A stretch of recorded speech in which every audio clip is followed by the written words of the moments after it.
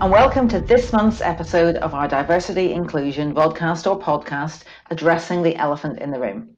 I'm Lindsay Bridges, and during this series, I will be exploring DHL Supply Chain UK and Ireland's journey on our D&I agenda. We'll be addressing a range of diversity topics through discussions with colleagues from across the DHL Supply Chain UK and I business. In this episode, I'm thrilled to be talking today to Michelle Moorhead and Christina Jarvis, two transgender colleagues from within our business. Michelle, maybe you can just briefly introduce yourself first. Hi Lindsay, hi everyone. I'm Michelle Moorhead. I work on our Sainsbury's Argos contract on our site at Fairdale in Darlington, where I'm a first line manager and I've worked here for the last 16 years. I'm also a network lead for our LGBTQ plus network, Rainbow Net UK and Ireland. Brilliant, thank you Michelle. And Christina, what is it you do for the business? I work as an IT manager in our global clinical trials and lead logistics provider solutions for our life sciences customers. So I'm working across lots of different countries, lots of different cultures, and lots of different customers. Brilliant, thank you, Christina. So, Michelle, you transitioned a few years ago whilst you were working for DHL, and I can imagine, particularly given the role that you do, that must have been quite challenging. Do you want to tell us a little bit about that?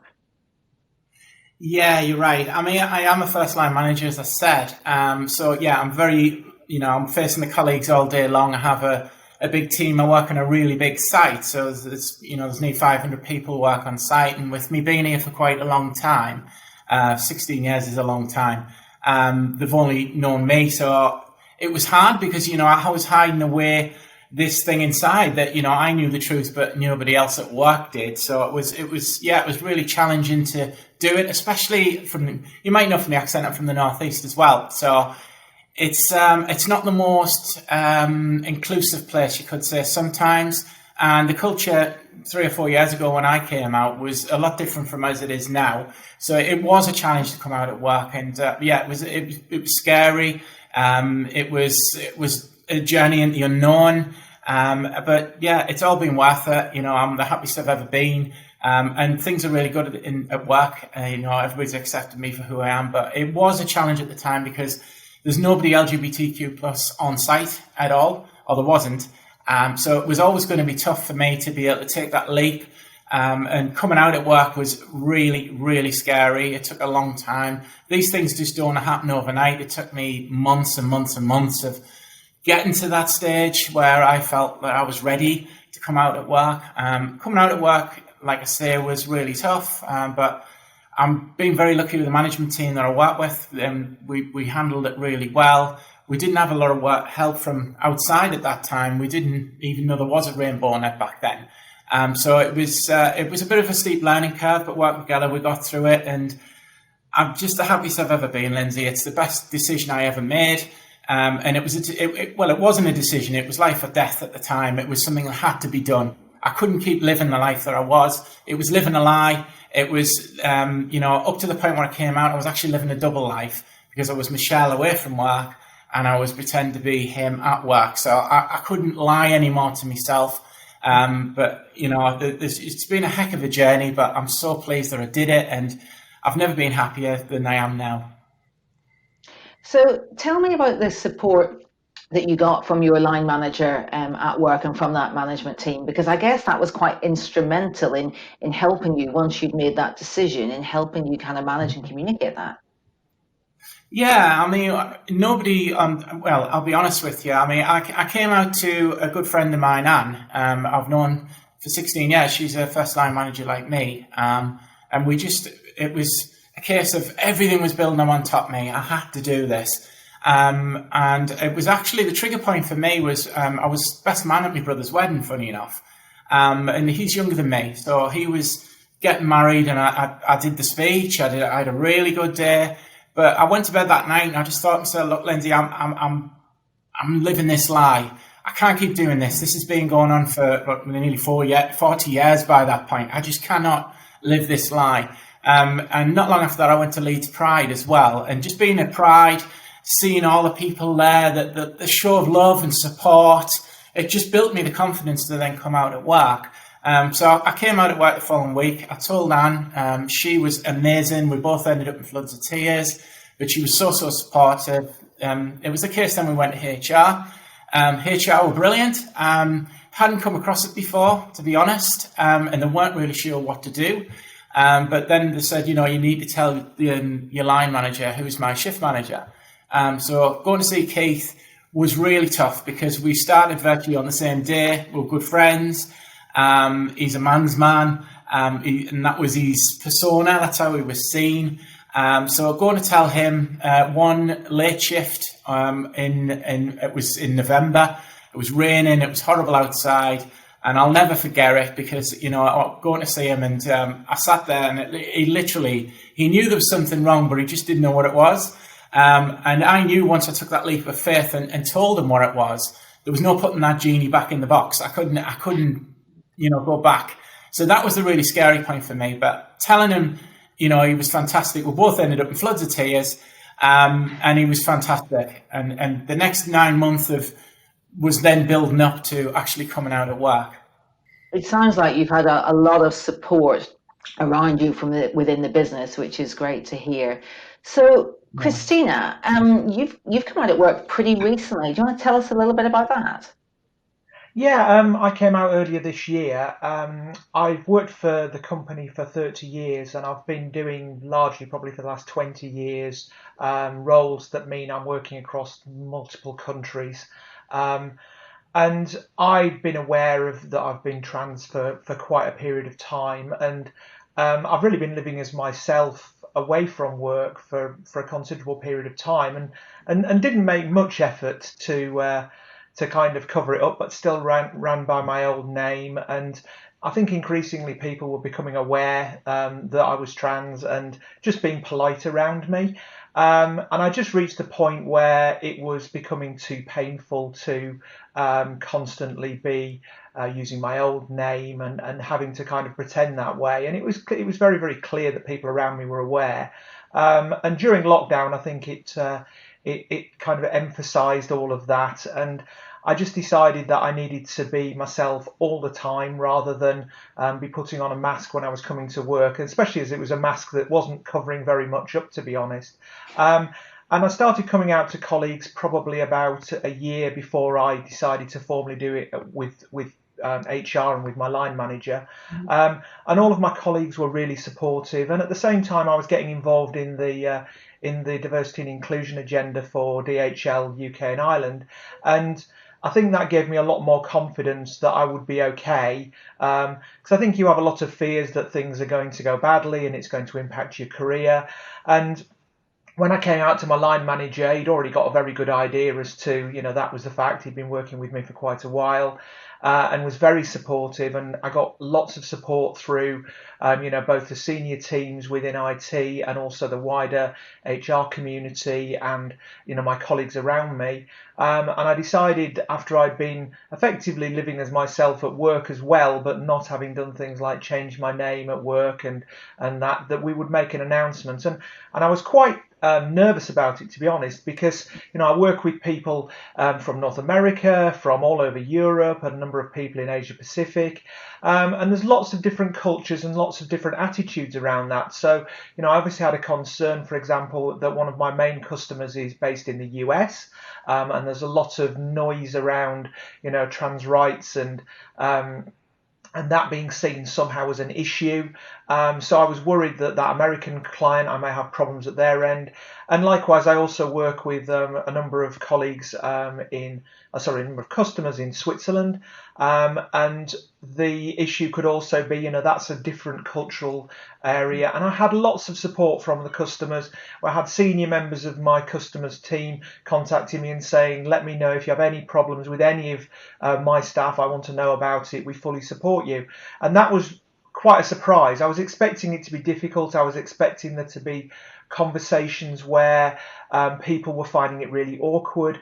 And I've been really lucky with all the support from DHL and my direct colleagues and all the support from my customers. I've been able to move over to just being myself and being accepted and just kind of working through that with colleagues and helping them to understand, what it means to be trans and what they can do to support.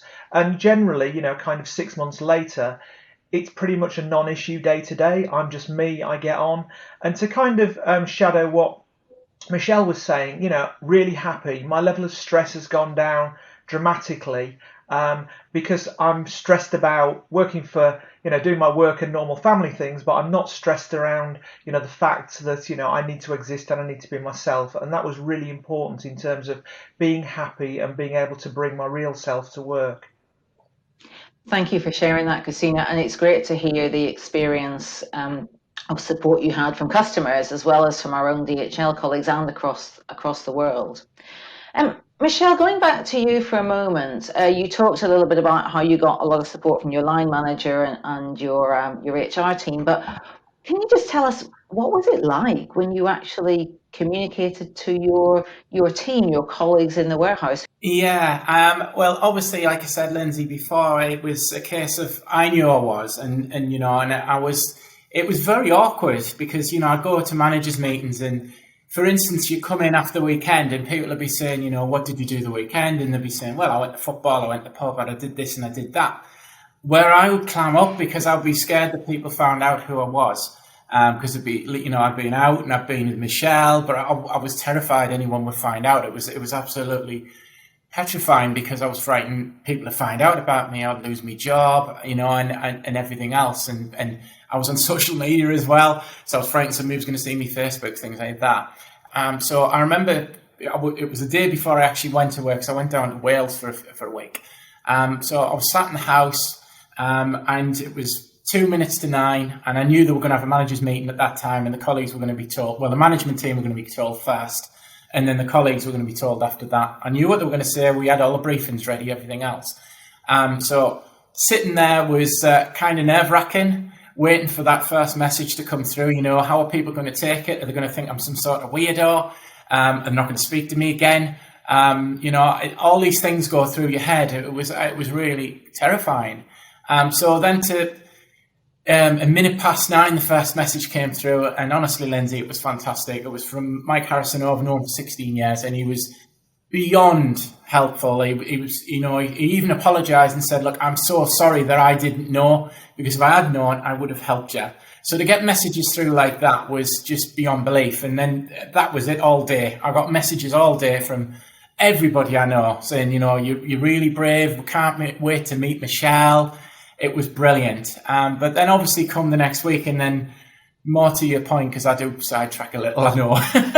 But getting back to, coming to work that first day, honestly, I was ready. I was on early shift that day, and coming into work, my manager had said to me, because I normally start at 6, do you want to start at 7? And I was like, no, I want to get this done. I just want to get in, and I want people to see me for who I really am.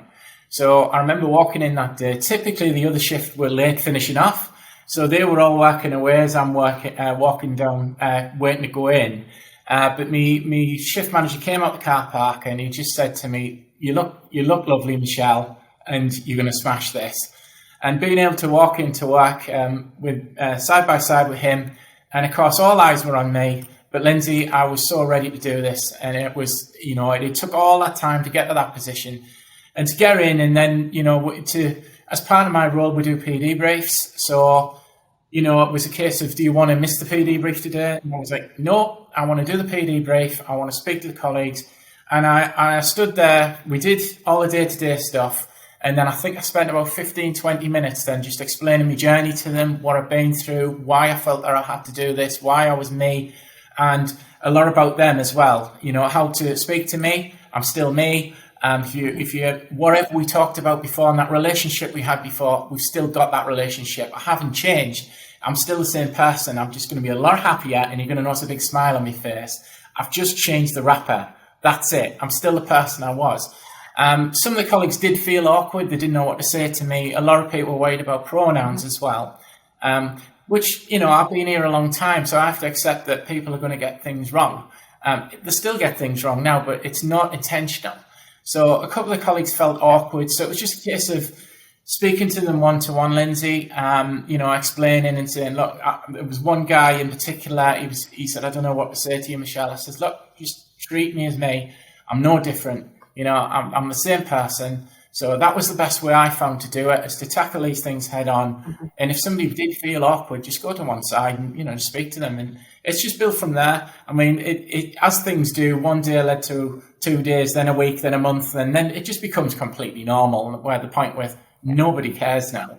And that's all I ever wanted, Lindsay, is just be taken for Michelle, the person I am, because that is who I am. And it just feels so refreshing, and the weight off my shoulders when I did take that plunge and went for it. And it's just made such a difference to my life, and it's just been amazing. And if any colleagues out there are doubting themselves, you have to be yourself. Life's short, Lindsay, it really is, and you have to do this. And you shouldn't be afraid to hide yourself away. Everybody deserves to be their true selves. Everybody deserves happiness in their lives, and you have to grab it with both hands, and you have to do it. And, it is, I always say about my transition, it's the most selfish thing I ever did, because I didn't do it for anybody else. I had to do this for me, because I was just driving myself insane.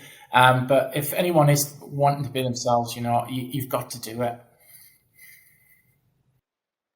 I think that's great advice for anyone else, Michelle, who might be thinking about this, who might be worried about it. And clearly your story, from a work perspective at least, is a very positive one. Christina, from the perspective of a line manager, what advice would you give a line manager who has a colleague who comes to them to say, I'm trans and I need your support? What would you recommend a line manager should do?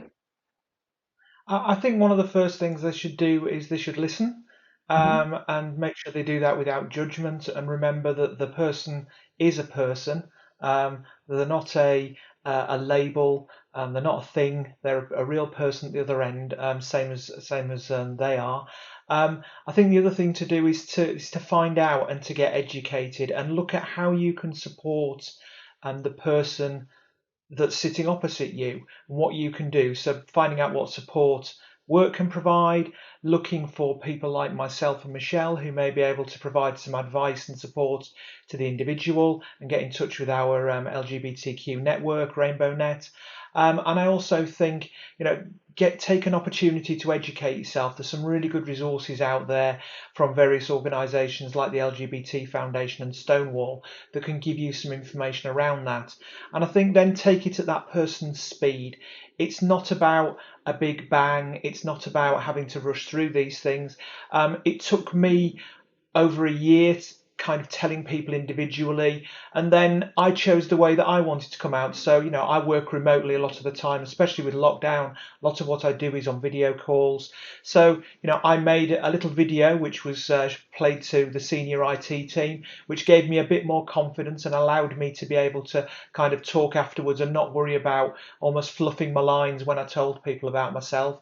And then the way I chose to do it was different to Michelle. So for me, I wrote a kind of hello world type letter. Working in IT, that kind of went down well, because that's a well-known coding an approach. And I went through and I told all of the people that I worked with and all the people I cared about at work directly before the announcement went out. So it didn't come as a surprise to people that were around me and knew me.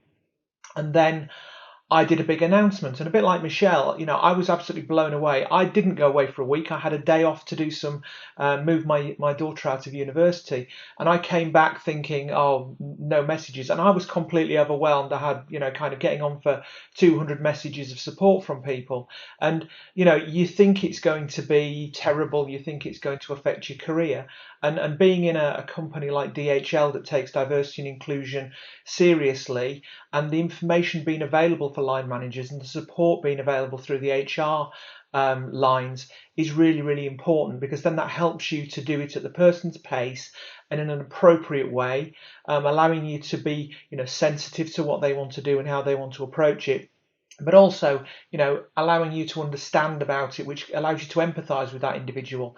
it is really a scary thing to do.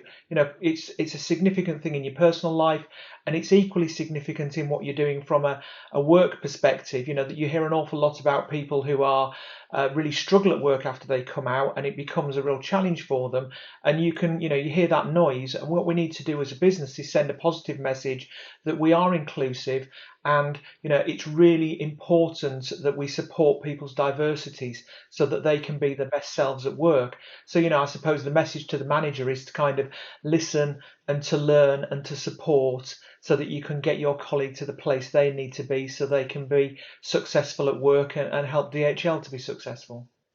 Oh, thank you for sharing that. I mean, and in addition to education piece, what else I heard you say was a little bit about taking it at the pace of the individual in terms of how they want to progress slowly or quickly, and recognizing that this can take quite a long time. I think that's come out clearly from you both.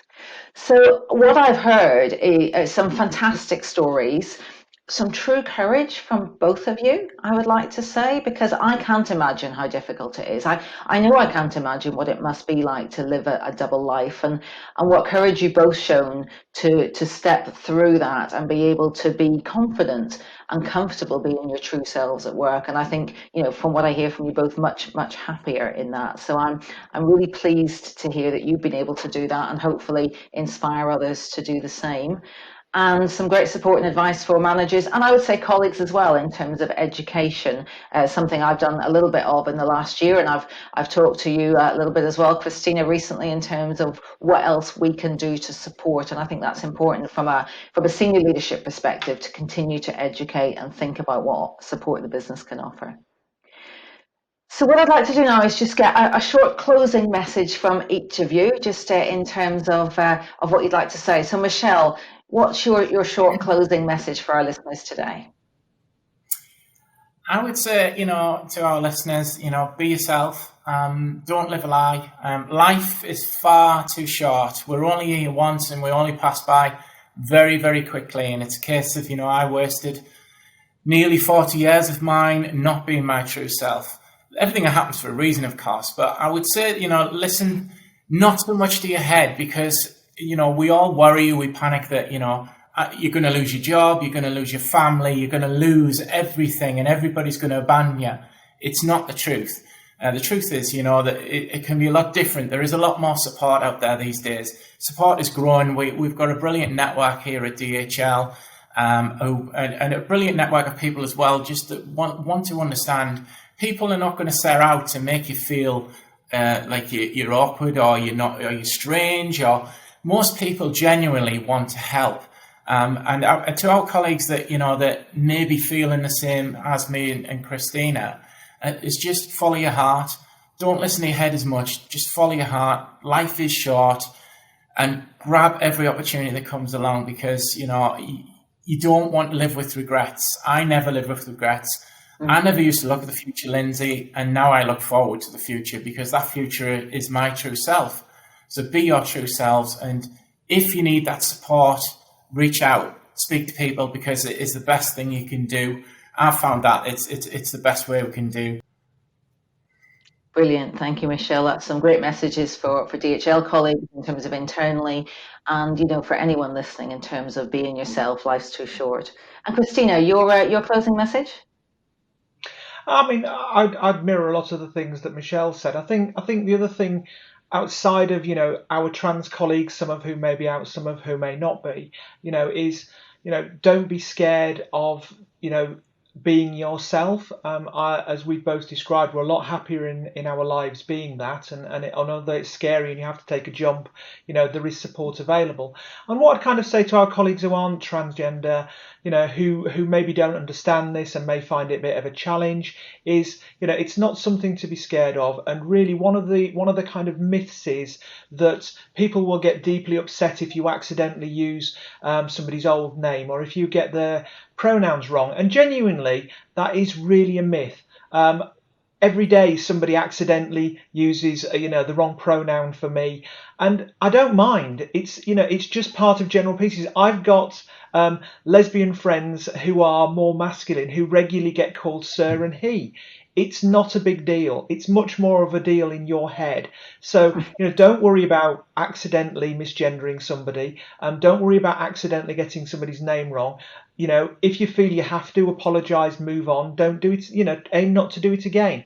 But it's not a great big thing. And the main thing I would say is, talk to trans colleagues and other colleagues in the LGBT community, and I would say educate yourself, try and find out a bit more, look at some reputable resources like I mentioned previously, and try and find out what you can do to be supportive.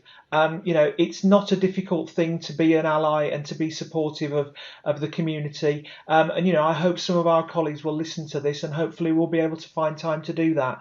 Like I say, don't be scared to offend, because that's not really a big issue for the trans community. Thank you, Christina. And if I just reflect back then, I mean, some incredible stories, as I said, from both of you. I think you've both shown immense courage and bravery in terms of being willing to be your true selves at work and being able to do that. What I heard and what I took away was, be yourself at work, bring your true self to work, be honest with yourself and those around you, and not to be scared to do that. I heard a lot of inspiration around support being out there, which I think is brilliant to hear. And for others outside of the trans community, I heard some messages about how to be a better ally, to educate yourself, not to be too scared to get it wrong, and actually just to learn and to be curious and to work with people as they are, as they bring themselves to work. So thank you both very much for sharing that today. I really enjoyed that discussion. And that's it for today, folks. Thank you for listening. Watch out for our next episode. Next time, I will be tackling the subject of disability. And as ever, you can watch us on YouTube, or you can listen to us on Spotify or iTunes. Thank you very much.